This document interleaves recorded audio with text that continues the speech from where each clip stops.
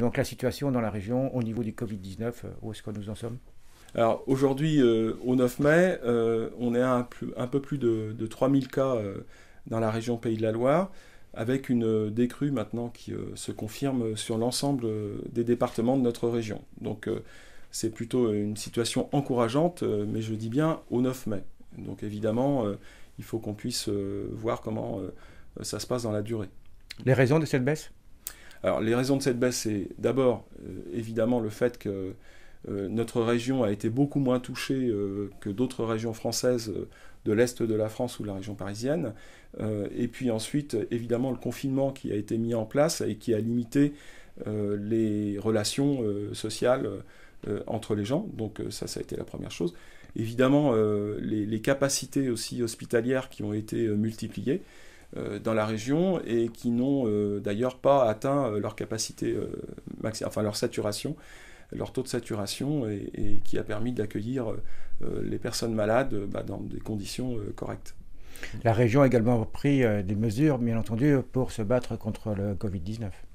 Alors la région a pris un certain nombre de mesures et au nom du groupe écologiste et citoyen, nous avons été force de proposition dès le départ, d'une part pour pouvoir participer à ces actions et réflexions, et ensuite pour proposer aussi un plan de sortie et un plan vivre avec le Covid-19. Donc la région a mis en place notamment un fonds régional résilience d'aide aux petites entreprises et commerçants locaux.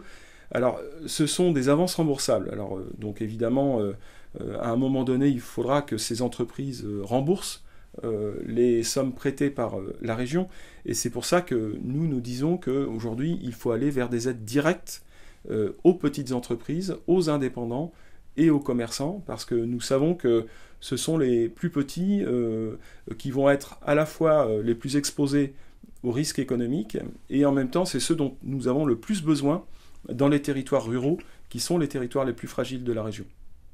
Sachant donc qu'il y a à peu près 4 euros qui a été pris par habitant pour justement financer ce fonds, c'est ça? Alors, la région a demandé aux intercommunalités, c'est-à-dire par exemple Clisson, Sèvres et Maine Agglo, de mettre au moins 2 euros par habitant dans ce fonds pour pouvoir au final avoir plusieurs dizaines de millions d'euros à la disposition justement des entreprises. Clisson, Sèvres et Maine Agglo a fait le choix de mettre 4 euros par habitant. Je pense que l'agglomération pouvait mettre 2 euros et pouvait consacrer les 2 euros restants justement en aide directe. Un certain nombre de commerçants et d'entreprises ont fermé pendant 2 mois. Ils n'ont pas pu vendre, ils n'ont pas pu avoir de chiffre d'affaires. Et donc là, nous avons l'occasion de faire un état des lieux des entreprises les plus en difficulté au niveau de l'agglomération et de pouvoir penser à des aides directes envers ces entreprises. Donc je pense que ces 2 euros, ils seraient mieux utilisés s'ils étaient utilisés en aide directe plutôt qu'en avance remboursable. Alors aide directe pour vous, c'est quoi? Alors pour nous, les aides directes, c'est une aide aux entreprises qui n'ont pas pu bénéficier des aides nationales et des aides régionales d'abord, celles ensuite qui ont fermé, et ce sont des subventions directes à ces entreprises qui ont eu une perte de chiffre d'affaires conséquente. Donc c'est vraiment une somme que vous donneriez donc à ces entreprises? Alors c'est une somme qu'on donnerait. Sous quelle forme, ça reste à voir, puisqu'il faut qu'on puisse réfléchir à la façon dont on s'y prend. Mais le choix qui est à faire dans les mois qui viennent, puisqu'on va devoir vivre avec ce Covid-19, c'est-à-dire qu'on va avoir des périodes où il peut y avoir des pics d'épidémie et des périodes où ce sera beaucoup plus bas, eh bien, il faudra qu'on puisse soutenir les entreprises les plus exposées, les plus en difficulté par rapport à ce risque-là. Donc je pense que là, le choix qui est à faire du côté de la communauté d'agglomération, c'est clairement de pouvoir aussi apporter une aide financière de trésorerie justement pour ces entreprises. Donc la municipalité de Clisson a émis quelques avantages, notamment baisse de la taxe professionnelle, baisse de la taxe foncière, ou également sur les enseignes. Qu'est-ce que vous en pensez? Alors, nous, ce qu'on pense, c'est qu'on est dans une période vraiment inédite qui nécessite qu'on puisse vraiment partager, au-delà de nos sensibilités politiques différentes, partager ensemble nos réflexions, nos propositions d'action. on ne peut pas avoir la solution tout seul en se disant je suis celui ou celle qui va résoudre les problèmes du territoire. Il faut vraiment mettre tout le monde autour de la table, il faut savoir être humble, justement, y compris localement, pour pouvoir trouver les bonnes solutions à venir, dans l'intérêt de nos concitoyens. Donc les aides qui ont été proposées par la mairie de Clisson n'engagent que le maire seul, qui s'est engagé d'ailleurs tout seul par rapport à la communauté d'agglomération. Donc on ne sait pas si ces aides vont être retenues aujourd'hui par la communauté d'agglomération, parce que il faut que les Clissonnaises et les Clissonnais le sachent, il n'y a eu aucune assemblée délibérative depuis 2 mois, c'est-à-dire ni conseil municipal, ni conseil d'agglomération. Donc c'est à la fois la présidente de la communauté d'agglomération qui décide seule, et le maire de Clisson qui décide seul. Donc nous avons fait un certain nombre de propositions, justement pour pouvoir gérer ensemble cette crise qui est inédite, au service de la population. Donc, malheureusement, aujourd'hui, ça a été refusé. Alors, proposition économique, mais également proposition sanitaire, tant au niveau de la région qu'au niveau local. Qu'est-ce que vous avez proposé? Alors, d'abord, il faut dire que la région a une responsabilité en développement économique, d'où les aides qu'elle a proposées, et nous, les aides plus directes que nous proposons, mais elle a aussi une responsabilité en tant que coordinatrice de politique publique. Et à ce titre-là, la région, elle doit veiller à l'équilibre des territoires, c'est une de ses compétences, l'équilibre et le développement des territoires. Donc la région, elle a un rôle de coordination avec l'État, bien entendu, mais aussi avec les collectivités locales. Et la région, elle doit accentuer ce rôle de coordination en ce qui concerne tout l'aspect sanitaire. Parce que dans les mois qui viennent, l'urgence, elle va être aussi de fortifier, d'augmenter nos capacités en ce qui concerne la santé publique et aussi le matériel sanitaire à la disposition de nos concitoyens.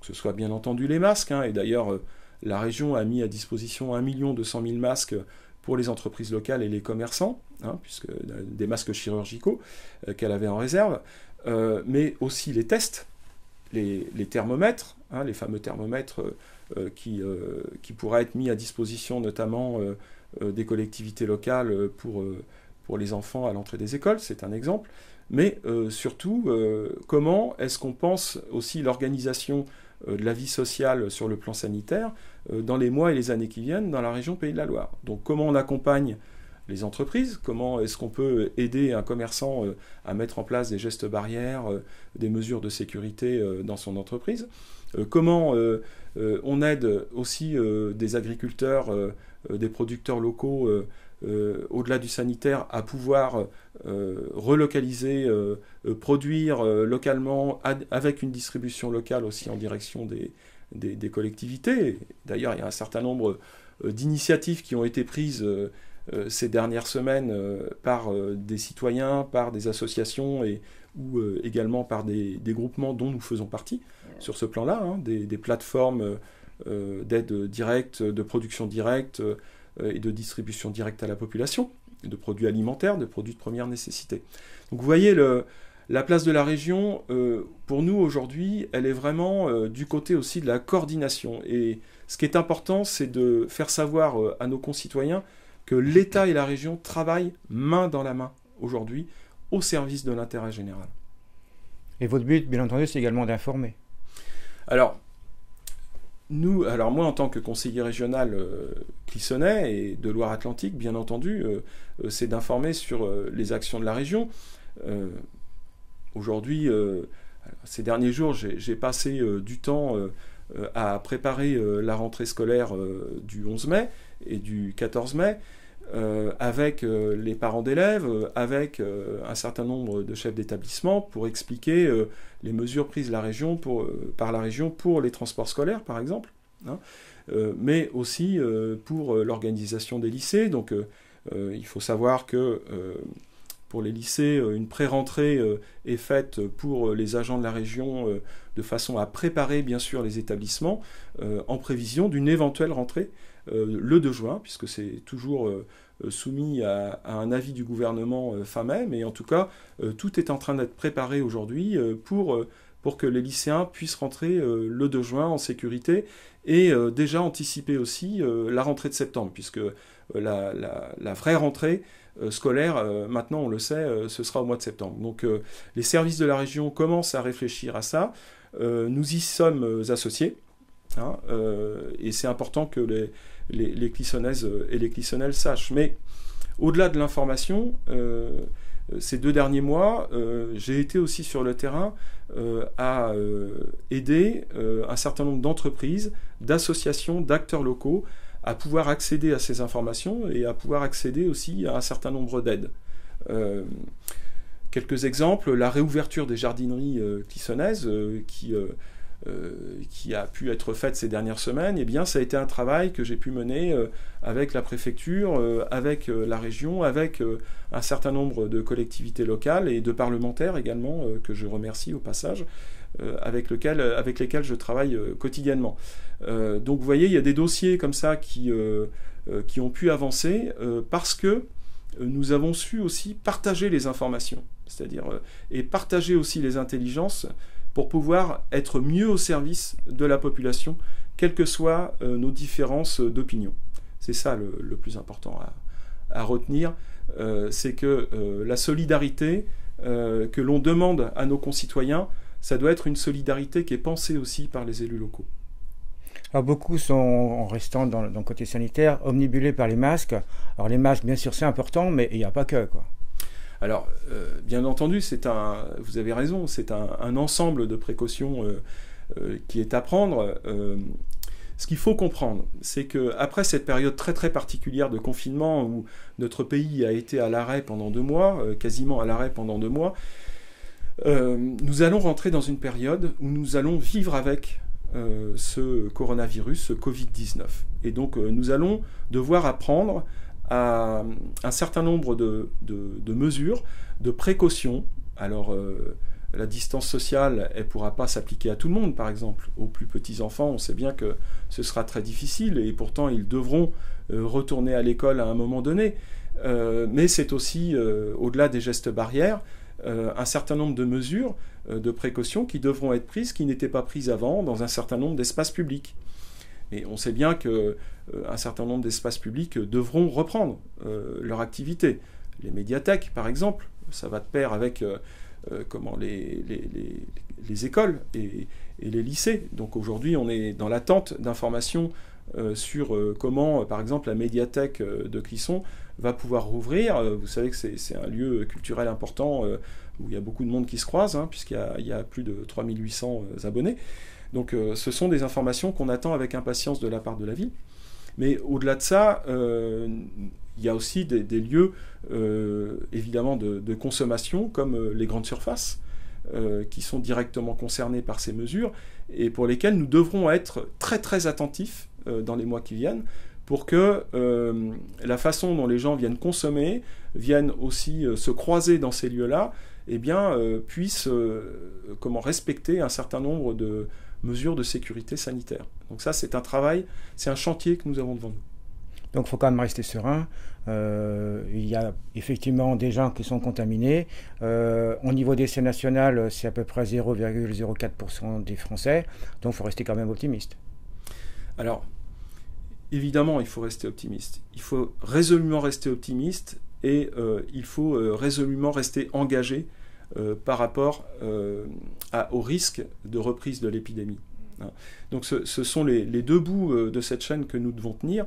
Et c'est pour ça que les élus de la République, hein, quel que soit le niveau, mais moi je parle en tant qu'élu régional et élu local, nous devons à la fois rester humbles dans cette situation parce que nous n'avons pas toutes les réponses et nous allons découvrir un certain nombre de réponses à nos questions dans les mois à venir. Malgré tous les dispositifs, les précautions qui ont été prises, on voit bien que malheureusement nous avons été touchés, y compris localement par le Covid-19, et moi j'ai une pensée particulière pour les familles des personnes qui résidaient à l'EHPAD de Bousset et qui sont décédées aujourd'hui. Donc on voit bien que chacun d'entre nous peut être touché par le Covid-19, et donc nous devons être très humbles dans les mois à venir pour pouvoir affronter cette situation Et en même temps, nous devons aussi être solidaires au-delà de nos différences politiques, parce que c'est le meilleur service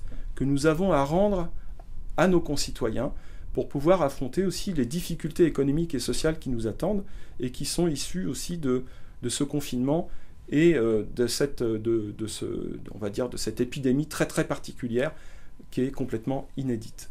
Donc en conclusion, tout peut être bon. Alors, ce que vous me dites me fait penser que ces dernières semaines ont été aussi des semaines, à côté des drames humains qui ont été vécus, ont été des semaines aussi de formidables initiatives de solidarité, d'innovation aussi, sur les territoires, parfois dans des endroits extrêmement isolés, des communes rurales, et qu'on doit tirer des leçons aussi de cette période. On doit tirer des leçons de ces innovations et de ces expérimentations. Et que ça, c'est aussi une façon de dessiner déjà le monde d'après. C'est-à-dire, par exemple, les plateformes qui ont été mises en place par des citoyens et par des commerçants pour pouvoir distribuer l'alimentation en proximité, les réseaux de solidarité, de soutien aux personnes âgées isolées, eh bien, tout ceci, ça doit contribuer justement à dessiner ce que seront demain nos relations sociales, pour faire avec ou sans le Covid-19 d'ailleurs. Mais c'est déjà dessiner le monde d'après. Donc oui, il faut rester optimiste en s'appuyant sur les belles choses, les belles initiatives qui ont été vécues ces dernières semaines.